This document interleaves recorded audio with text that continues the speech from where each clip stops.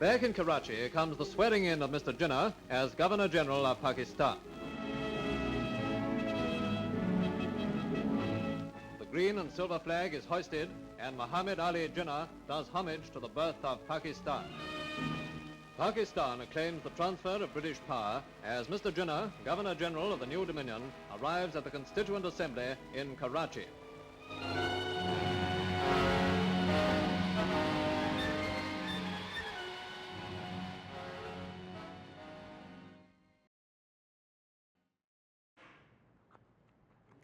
It's the 14th of August, which means it is Independence Day in Pakistan, their 77th. It's a day of celebration for them, also a day of introspection. Almost 8 decades since it was born, Pakistan is on the verge of becoming a failed state. It is plagued by many challenges: financial, political, diplomatic, security. The country is one bad day away from a military coup. So tonight, let's look at where things stand. We'll start with security. On Sunday, a Chinese convoy was attacked in Balochistan. The Chinese engineers were unhurt here, but 2 of the militants were shot dead. The attack was claimed by the BLA, that's the Baloch Liberation Army. Now, there is history here. China is investing around $60 billion in Pakistan. Their plan is called CPEC, the China-Pakistan Economic Corridor, CPEC. Many of the projects are based in Balochistan. Just one problem, though: the locals don't like it.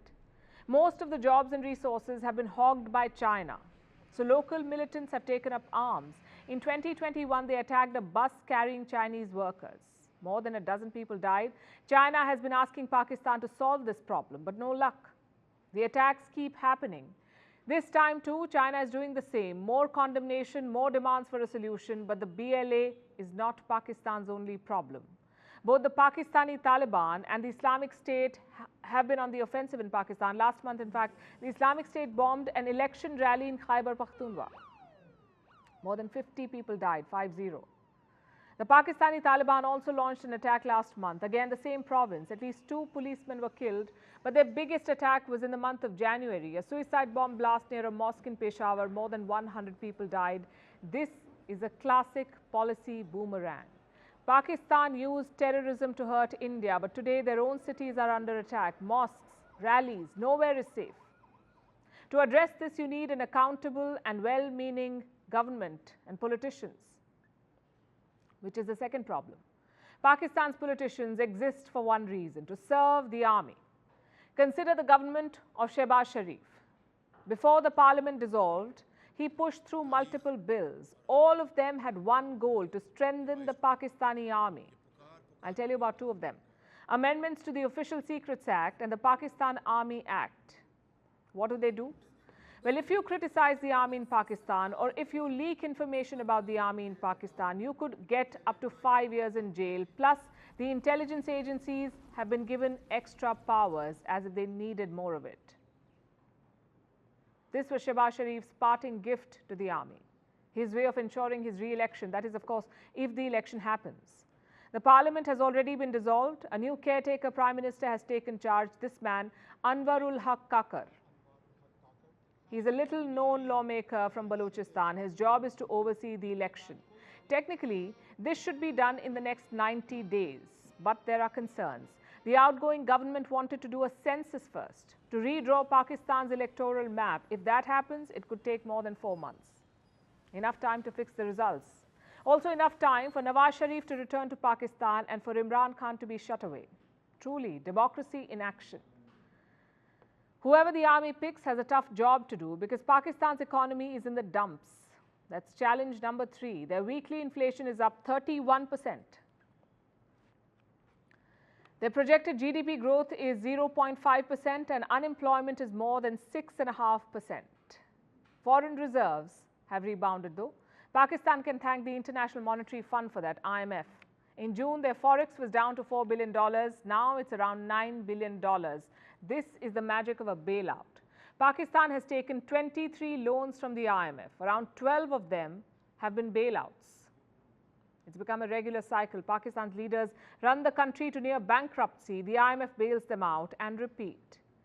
Why does this keep happening? Because Pakistan's economy's fundamentals are weak. Actually, they're non-existent. Last year, their trade deficit was $48 billion. Virtually everything is imported.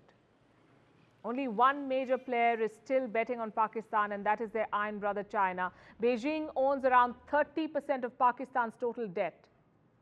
So China commands and Pakistan obeys. Which brings us to the final issue, diplomatic isolation. Pakistan is the only Muslim country with nuclear weapons. It also has the second largest Muslim population in the world after Indonesia.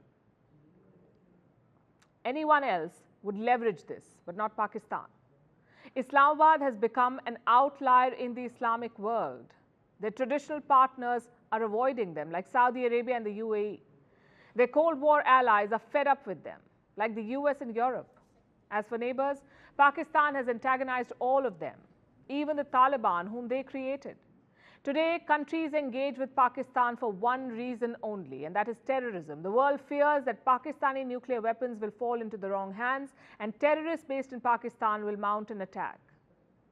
It's the sad and unfortunate reality of Pakistan. As the country celebrates its 77th Independence Day, it is on the brink of becoming a failed state. An immediate course correction is required, but knowing Pakistan, it also looks impossible.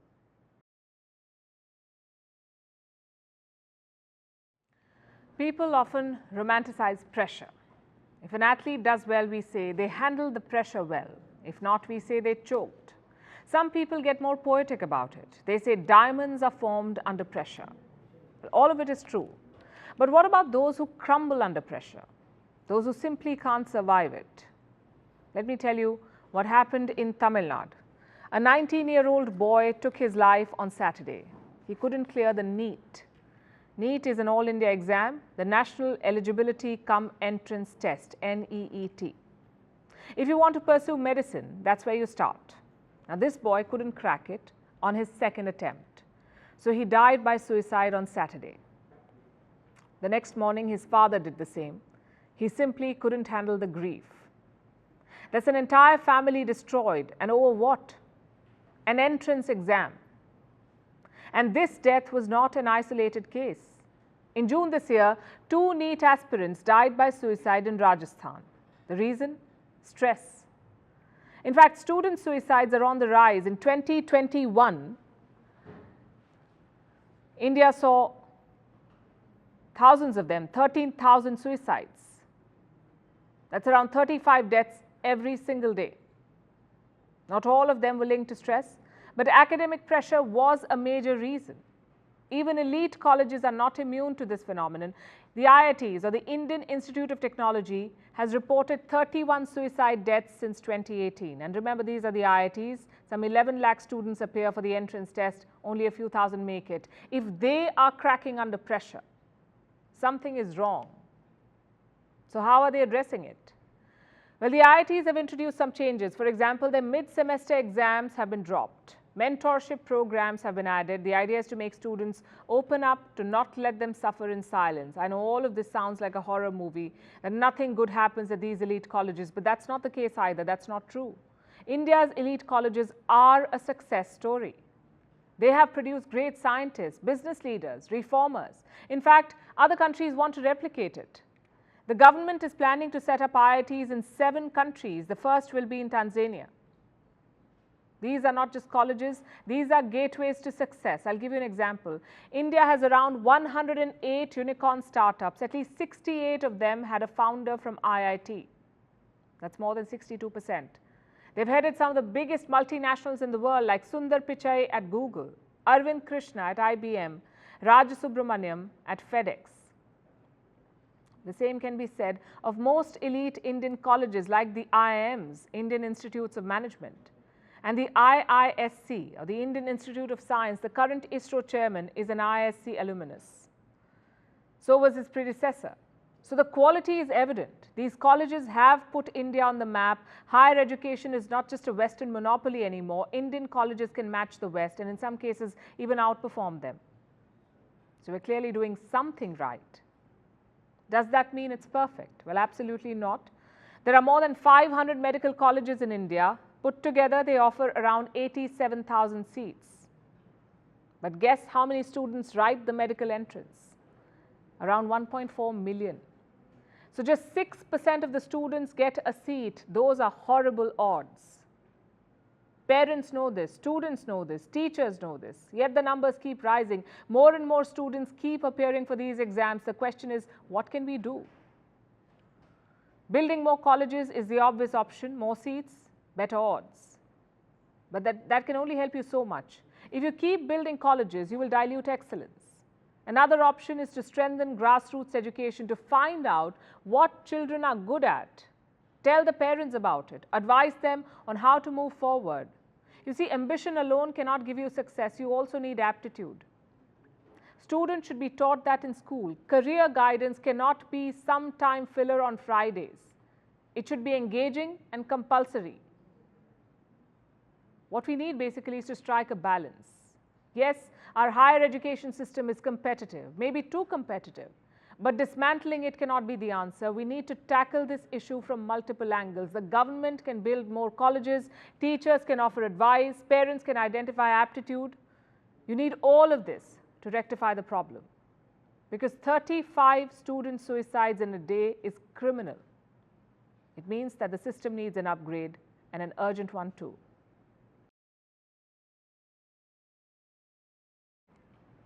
Now let's talk about ChatGPT. Last year it took the world by storm. It could write essays, clear exams, compose emails, even crack jokes. The AI language model was the talk of the town. But 7 months after its launch, it's making news for another reason. Is ChatGPT going broke? A new report throws up interesting data. It says that OpenAI, the company behind ChatGPT, is on the brink of bankruptcy. That's because the costs are too high. It takes them about $700,000 a day. $700,000 a day to run ChatGPT. That's over 5 crore rupees every day. The company is burning cash, and its user base is declining. So will ChatGPT crash? Our next report tells you. To write an essay.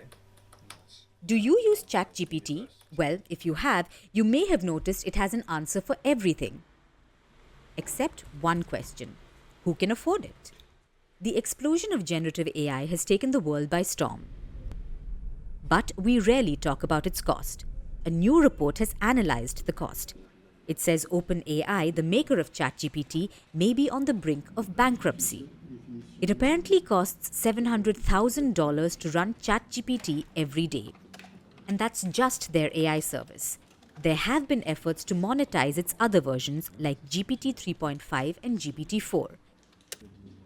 But even then, the company hasn't been earning much.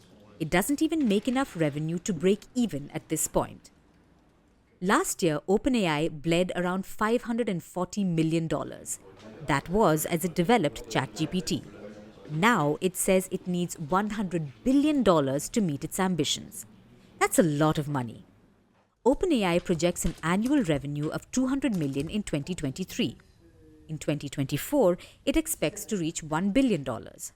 But the fact is OpenAI isn't profitable yet, and the only thing keeping it afloat could be Microsoft's $10 billion investment. This comes at a time when its users are declining. Last November, ChatGPT was the fastest growing app in history. It added a record-breaking influx of users. But since then, the company has seen a gradual decline. Compared to June, July saw a 12% drop in users. They dropped from 1.7 billion to 1.5 billion. ChatGPT may have taken the world by storm, but something like ChatGPT takes huge amounts of processing power. And training those models can cost tens of millions of dollars. For companies, it's an eye-watering investment, both on state-of-the-art chips and recruiting prize-winning researchers. There are unpredictable costs of cloud computing. Companies often let their engineers run up bills. That's because they're in a mad rush to build technology. But these companies are often in for a big surprise. That's the mounting bills. And it's often the dark cloud that looms over the AI revolution. But while companies like OpenAI may be running at a loss, ignoring profit in the initial stages can only mean one thing. The cost of AI will eventually be passed on to the customer. So next time you ask ChatGPT something, beware, it could be $1 million question.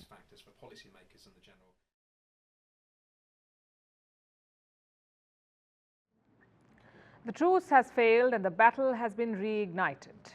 This statement could apply to a number of things, but tonight we're talking about electric vehicles and price wars in China. At the center of this is Tesla. Elon Musk has slashed prices again and set the cat among the pigeons. Starting today, the Tesla Model Y will cost about $2,000 less in China. This is for two variants of the Model Y, the long range and the performance versions. The long range will cost you $41,300 and the performance model will cost about $48,200.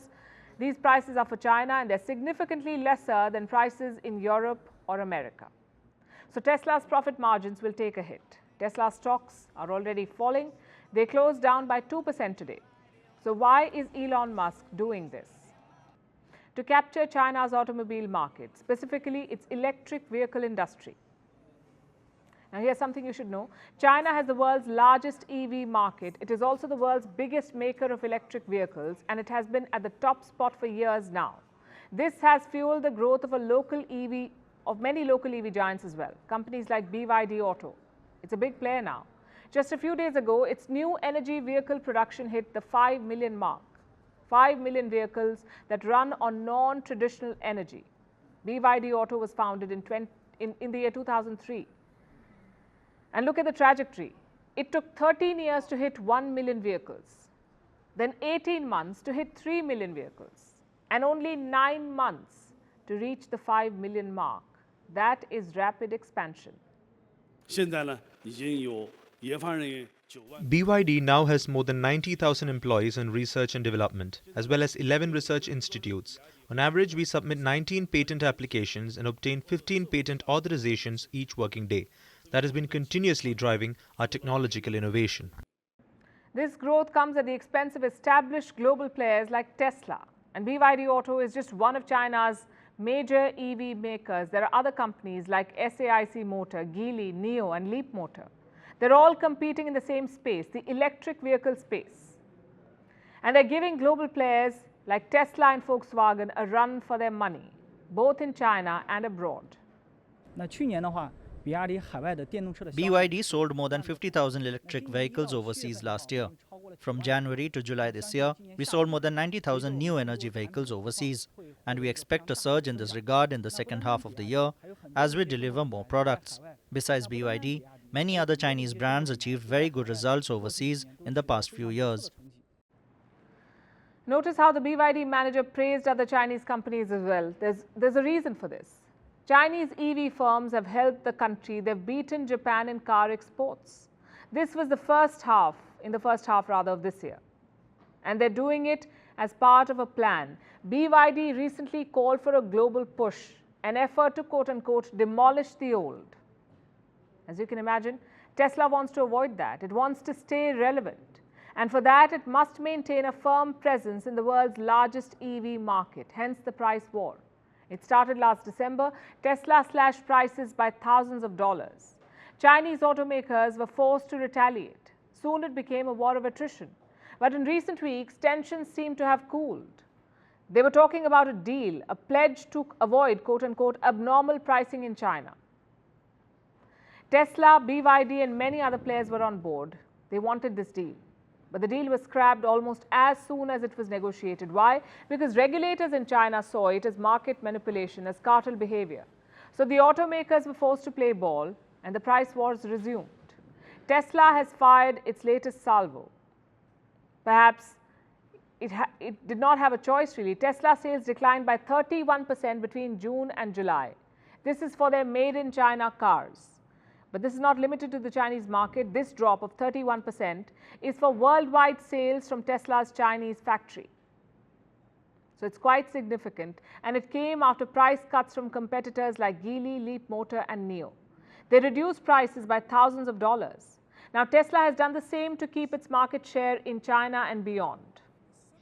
But this has also shaken the confidence of Chinese automakers. All their stocks tanked today. BYD, Leap Motor, Tesla, everyone saw a drop. Because lowering prices will also lower profitability. It's a vicious cycle. It will bleed all these companies. The only ones who benefit are the Chinese customers. EV buyers can expect a slew of discounts in the days to come. This is a developing story. We'll keep track for you. And now it's time for Vantage Shots, images that tell the story. We're starting with Italy. The most active volcano in Europe has erupted. Mount Etna illuminated the night sky with a series of small eruptions. In India, the state of Himachal Pradesh witnessed deadly flash floods and landslides. At least 29 people have been killed. In Kerala, tens of thousands of people made their way to the town of Alappuzha. They witnessed the 69th edition of the annual boat race. It was held ahead of the harvest festival of Onam. And finally, we're taking you back in history. On this day in 1941, British Prime Minister Winston Churchill and US President Franklin Roosevelt issued the Atlantic Charter. It said that the two nations had common aims and desired no territorial changes amid the Second World War. We leave you with that. Thanks for watching. We'll see you tomorrow. I will not fail thee nor forsake thee. Be not afraid, neither be thou dismayed. For the Lord thy God is with thee, whithersoever thou goest. And our future. They were joined by the Prime Minister, who, as you would expect, took a lively interest in the course of events.